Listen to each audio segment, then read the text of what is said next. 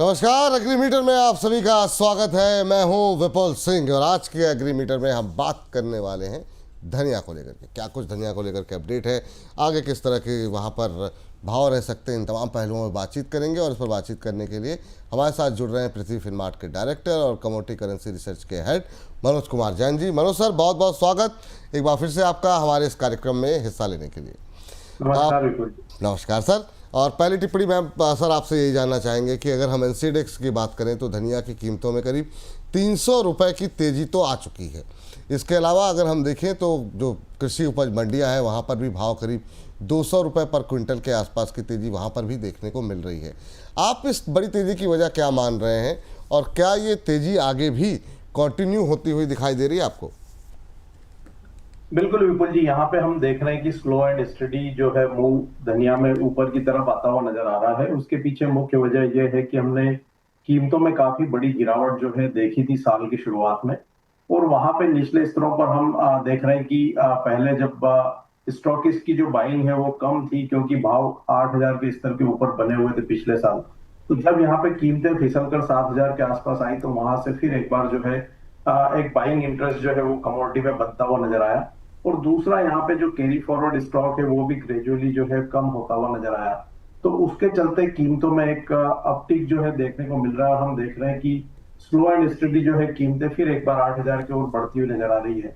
तो हमारा मानना है कि आगे यहाँ फेस्टिव डिमांड भी रहेगी, तो उसके चलते कीमतों में जो अपसाइड मोमेंटम है वो जारी रहना चाहिए और कीमतें जल्द एनसीडीएक्स में 8,000 के स्तर को पार कर सकती है। बिल्कुल जी। सर, आपसे ये भी जानना चाहेंगे कि करंट फाइनेंशियल ईयर के अगर हम शुरू के 2 महीने यानी अप्रैल मई की बात करें तो धनिया के एक्सपोर्ट में हमने देखा था कि करीब 21% के आसपास की बढ़त आती हुई दिखाई दी थी। अब जो तेज़ी देखने को मिल रही है उसको अगर ध्यान में रखते हुए क्या आपको लग रहा है कि जो एक्सपोर्ट डिमांड है वो आगे भी बनी रहेगी या फिर एक्सपोर्ट कम होता हुआ दिखाई देगा? आप कैसे देख रहे हैं?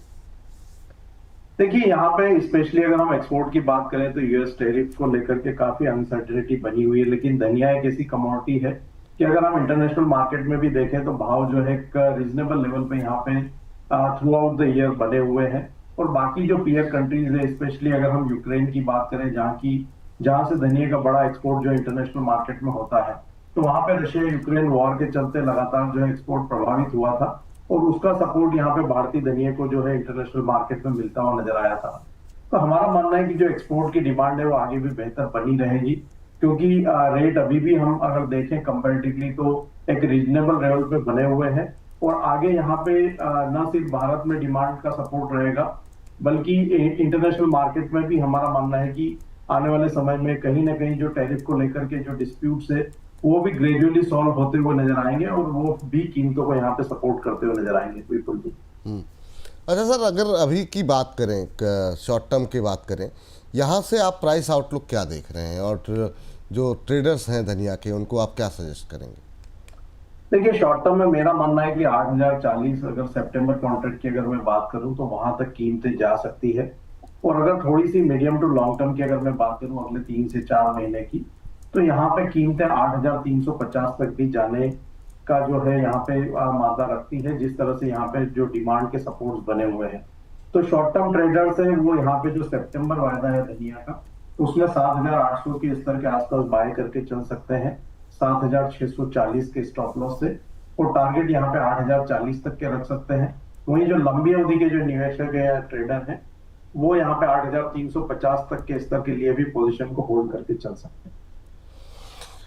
चलिए सर, अब जो है यहाँ पर तो इस सेगमेंट को हम समाप्ति की तरफ बढ़ रहे हैं, लेकिन जाने से पहले आपकी एग्री कमोडिटीज़ पे आपकी फेवरेट को जो कॉल्स हैं उसके बारे में जानना चाहेंगे।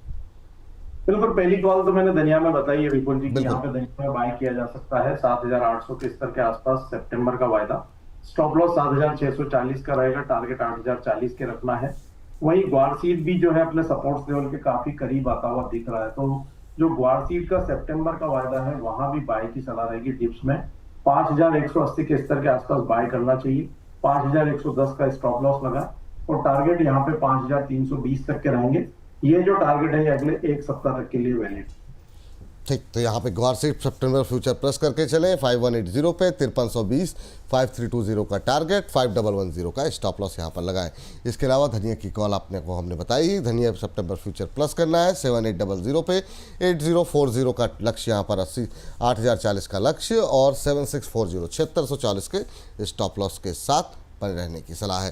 सर बहुत बहुत शुक्रिया, धन्यवाद आपका आज की इस चर्चा में जुड़ने के लिए, अपना महत्वपूर्ण समय देने के लिए बहुत बहुत धन्यवाद। तो चलिए अब आज के इस खास सेगमेंट को यहीं पर समाप्त करते हैं। मनु सर, कोई डिस्क्लोजर देना चाहेंगे क्या आप? जो भी कमोडिटीज हमने डिस्कस की विपुल जी, उसमें मेरी कोई व्यक्तिगत पोजीशन नहीं है, क्लाइंट्स की पोजीशन हो सकती है। कोई भी रणनीति बनाने के पहले क्लाइंट्स को अपने वित्तीय सलाहकार की सलाह जरूर लेना चाहिए। बिल्कुल सर, थैंक यू सर, बहुत बहुत धन्यवाद।